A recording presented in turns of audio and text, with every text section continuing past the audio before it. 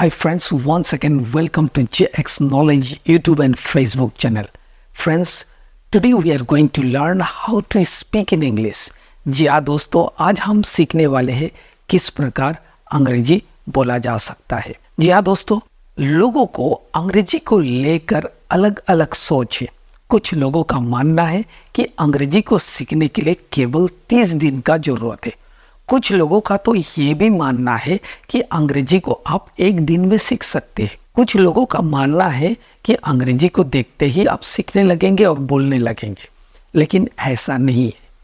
जो आप मुझे देख रहे हैं ना, यदि आप अंग्रेजी सीखने का निर्णय ना लें और आपके अंदर इच्छा ना हो, सो आप कभी भी सीख नहीं सकते।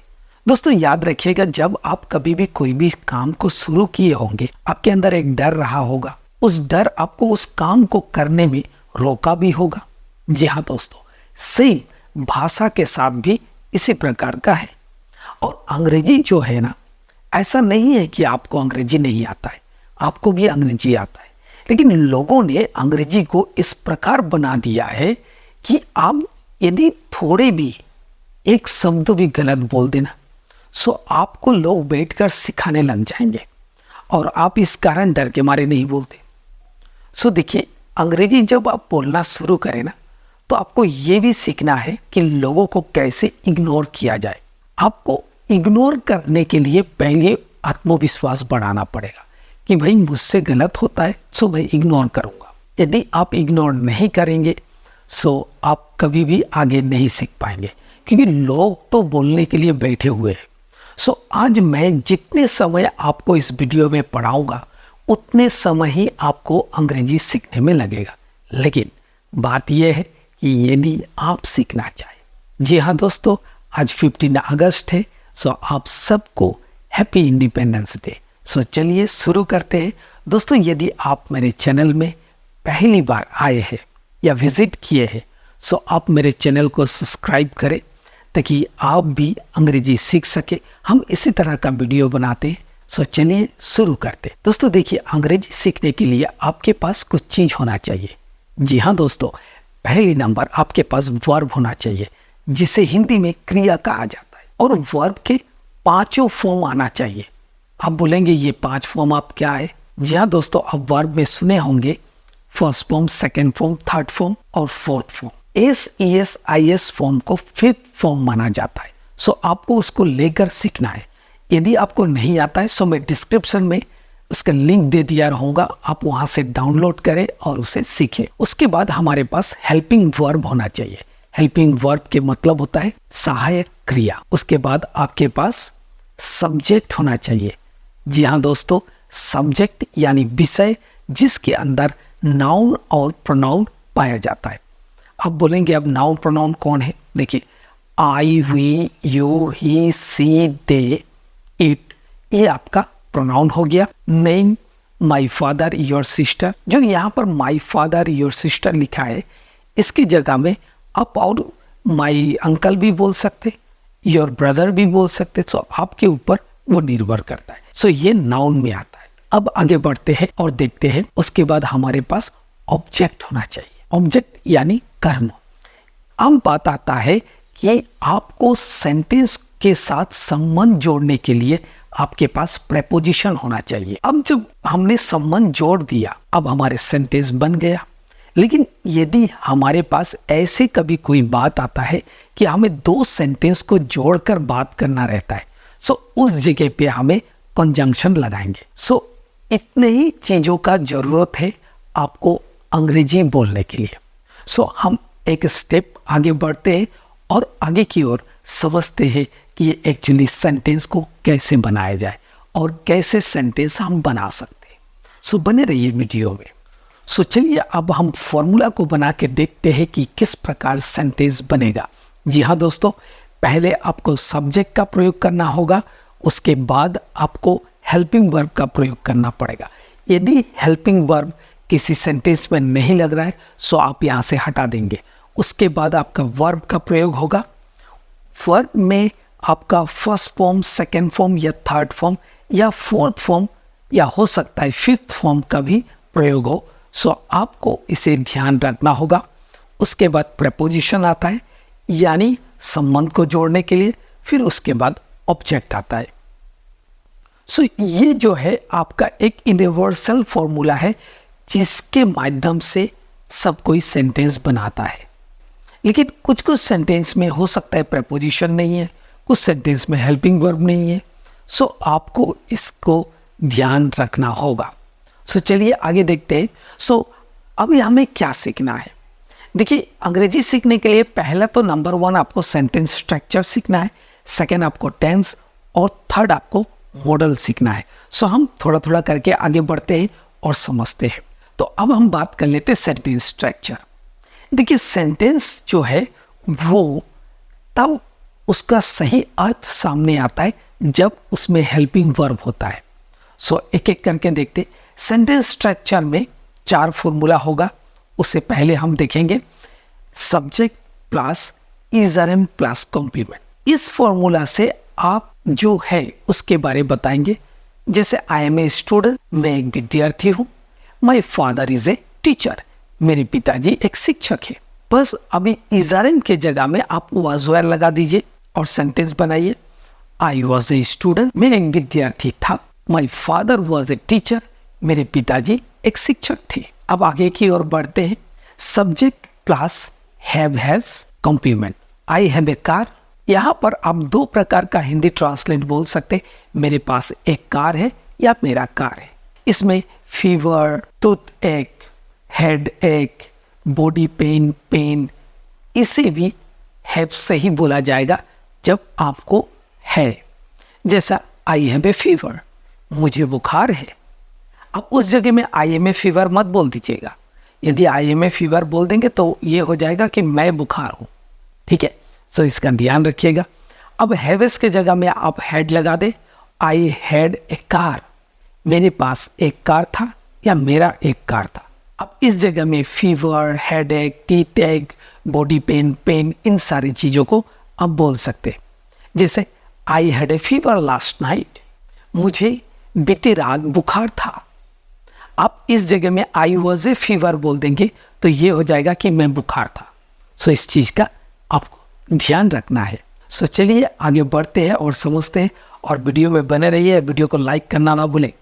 थोड़े पहले हमने कुछ सेंटेंस को बनाए और देखे जिसमें फॉर्मूला था सब्जेक्ट, हेल्पिंग वर्ब और कॉम्प्लीमेंट। इसमें किसी भी प्रकार का हम वर्ब का प्रयोग नहीं किए थे। जी हाँ, कुछ ऐसे भी सेंटेंस होता है जिसमें हेल्पिंग वर्ब नहीं है, कुछ सेंटेंस में वर्ब नहीं है। लेकिन कॉम्प्लीमेंट क्या है? कॉम्प्लीमेंट को बोलते हैं पूरक। उसमें नाउन भी आ सकता है, प्रोनाउन भी आ सकता है। सो पूरा करने के लिए उस कॉम्प्लीमेंट का प्रयोग किया जाता है। ठीक है, अब हम आगे बढ़ते हैं और देखते हैं कि इन्फिनेटिव के साथ हम सेंटेंस कैसे बनाएंगे। आप सोचेंगे इन्फिनेटिव क्या है? TO2 को इन्फिनेटिव कहा जाता है। सो आप बस सेंटेंस को देखिए ताकि आप अंग्रेजी बोल सकें। ज़्यादा मत सोचिए, नहीं तो आप फिर कंफ्यूज हो जाएंगे। देखिए, इसका फॉर्मूला ऐसा होगा सब्जेक्ट प्लस इजरम प्लस टू, जिसे इन्फिनेटिव कहा जाता है, प्लस वर्ब के फर्स्ट फॉर्म प्लस ऑब्जेक्ट। इसमें किस प्रकार का बात होगा? जाना है, करना है, खाना है। एक सेंटेंस बना के देखते हैं। मुझे कॉलेज जाना है, I am to go to college. या आप इसे ऐसे भी कह सकते, I am to go college. Just इसका फॉर्मूला को बदल दीजिए और इजरम टू के जगह में आपको वाज वेयर टू लगा देना है। अब कैसे होगा? अब इसमें इस प्रकार का सेंटेंस बनेगा, जाना था, करना था, खाना था। सो इसी सेंटेंस को हम बना के देखते। मुझे कॉलेज जाना था, I was to go to college, या I was to go college. अब इस प्रकार से भी कह सकते। अब जस्ट क्या करिए, वाज वेयर टू के जगह में आपको हैवेस टू का प्रयोग करना है। अब इसका अर्थ क्या होगा? जाना पड़ता है, करना पड़ता है, खाना पड़ता है। सो एक सेंटेंस बनाते, मुझे कॉलेज जाना पड़ता है, I have to go to college, या I have to go college. लेकिन आप कहीं ना कहीं सुने होंगे हैव टू में जाना है, करना है कहा जाता है।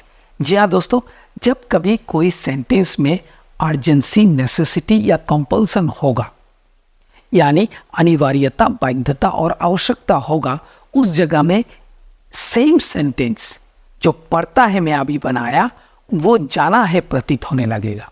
जैसे I have to go college, मुझे कॉलेज जाना है। सो आपको ये सिचुएशन को देखते हुए प्रयोग करना है। यदि आप अभी कर रहे तो वो जाना है प्रतीत होगा या करना है प्रतीत होगा, और उस समय से बाहर हम बात कर रहे हैं सो वो पढ़ता है प्रतीत होगा। अब क्या करते हैं, हैव हैज टू के जगह में हम हैड टू लगाते। अब हैड टू लगा के बात करेंगे तो क्या होगा, करना पड़ा था, खाना पड़ा था, सोना पड़ा था, जाना पड़ा था। एक सेंटेंस बनाते, मुझे कॉलेज जाना पड़ा था, I had to go to college या I had to go college. अब क्या करते, इस जो हैड टू है इसके जगह में आप सेल विल हैव टू लगा दीजिए। अब क्या हो जाएगा, पड़ेगा, जाना पड़ेगा, करना पड़ेगा, खाना पड़ेगा। सो एक सेंटेंस बनाते, मुझे कॉलेज जाना पड़ेगा, I will have to go to college. अब इसमें I shall have to go to college भी बोल सकते, या आप ऐसे भी कह सकते, I will have to go college. So इस प्रकार का ये सेंटेंस स्ट्रक्चर हो गया। सो हम आगे बढ़ते हैं और बातों को समझते हैं, और इस वीडियो के अंत तक आप एक अच्छा अंग्रेजी का ज्ञान लेकर ही जाएंगे, ये मेरे वायदा है। सो वीडियो में बने रहे और वीडियो को लाइक करना ना भूलें। दोस्तों अभी हम टेंस को देखेंगे और समझेंगे कि टेंस से हम किस प्रकार से सेंटेंस बना सकते हैं और उस सेंटेंस को कैसे हम अपने वार्तालाप में प्रयोग कर सकते हैं। देखिए दोस्तों, प्रेजेंट सिंपल में वर्ब के पहली फॉर्म का प्रयोग होता है, और यदि थर्ड पर्सन सिंगुलर नंबर है सो उसके साथ हम S E S I S का प्रयोग करेंगे। एक सेंटेंस देखते हैं, आई वर्क, यानी मैं काम करता हूँ। यदि मैं किसी तीसरा व्यक्ति के साथ बनाता तो वो ऐसा होता, ही वर्क्स, तो इसमें एस आ जाता क्योंकि वो थर्ड पर्सन सिंगुलर नंबर है। और इस प्रेजेंट सिंपल को हम डेली लाइफ में होने वाले बातों को करते हैं। पास्ट सिंपल में वर्ब के सेकेंड फॉर्म का प्रयोग होता है और उसका सेंटेंस इस प्रकार होता है, आई वेंट टू मार्केट, मैं बाजार गया था या मैं बाजार गया। ओके, अब हम देखते हैं फ्यूचर सिंपल। फ्यूचर सिंपल में हम वर्ब के पहले फॉर्म लगाते हैं और हेल्पिंग वर्ब शैल विल का प्रयोग करते हैं। जैसे I will go to market, मैं बाजार जाऊंगा। उसी प्रकार प्रेजेंट कंटिन्यूअस में हम इज आर एम का प्रयोग करते और साथ में वर्ब के फोर्थ फॉर्म का प्रयोग करते। I am going to market, मैं बाजार जा रहा हूँ। पास्ट कंटिन्यूअस में वाज वेयर का प्रयोग होगा और साथ में वर्ब के फोर्थ फॉर्म का प्रयोग होगा, I was going to market, मैं बाजार जा रहा था। फ्यूचर कंटिन्यूअस में शैल विल बी वर्ब के फोर्थ फॉर्म का प्रयोग करेंगे और इस प्रकार का सेंटेंस बनेगा, he will be going to market, वो बाजार जा रहा होगा। क्योंकि फ्यूचर में है और फ्यूचर जो है अधिकतर डाउट में होता है। प्रेजेंट परफेक्ट कंटिन्यूअस में फॉर्मूला होगा have has been plus verb के फोर्थ फॉर्म। जैसे रमेश काम कर रहा है, रमेश हैज बीन वर्किंग। यहाँ पर हम सिंस और फॉर को लगाकर हम इस दिन और तारीख को बता सकते। माने इस सेंटेंस से ये प्रतीत होता है कि जो व्यक्ति रमेश है वो लंबे समय से वो काम को कर रहा है। उसी प्रकार हम यदि पास्ट परफेक्ट कंटिन्यूअस टेंस देखते, इसका फॉर्मूला होता है हैड प्लस बीन वर्ब के फोर्थ फॉर्म। सो हम इसमें बोल सकते I had been working since morning, मैं सुबह से काम कर रहा था। माने कोई काम आप कर रहे थे वो बीत गया है लेकिन वो लंबे समय से आप कर रहे थे। फ्यूचर परफेक्ट कंटिन्यूअस में हम देखते उसमें शैल विल हैव बीन का प्रयोग होता है और इसमें सेंटेंस ऐसा बनता है, Ramesh will have been going to Delhi for 2 days, Ramesh 2 दिन से दिल्ली जा रहा होगा। प्रेजेंट परफेक्ट में हम हैवेस के साथ थर्ड फॉर्म का प्रयोग करते हैं, एक सेंटेंस बनाते हैं, ही हैज़ गॉन, वो जा चुका है। या यहाँ पर आप ऐसे भी कह सकते वो गया है। पास्ट परफेक्ट में हैड के साथ हम वर्ब के थर्ड फॉर्म का प्रयोग करेंगे और इस प्रकार का सेंटेंस होगा ही हैड गॉन, वो जा चुका था या वो गया था भी आप बोल सकते हैं। फ्यूचर परफेक्ट में हम देखते हैं शैल विल हैव और थर्ड फॉर्म लगेगा, इसका सेंटेंस ऐसा बनेगा, Ramesh will have gone to Delhi, Ramesh Delhi जा चुका होगा। लेकिन आपको पता नहीं कब जा चुका होगा। माने जितने में फ्यूचर बनता है ना वो कहीं ना कहीं इसमें संदेह रहता है। सो आपको मैंने यहाँ पर नेगेटिव इंट्रोगेटिव को नहीं बताया। यदि आपको नेगेटिव इंट्रोगेटिव को सीखना है सो आप मेरे प्रीवियस वीडियो में जाए और देखें और समझें।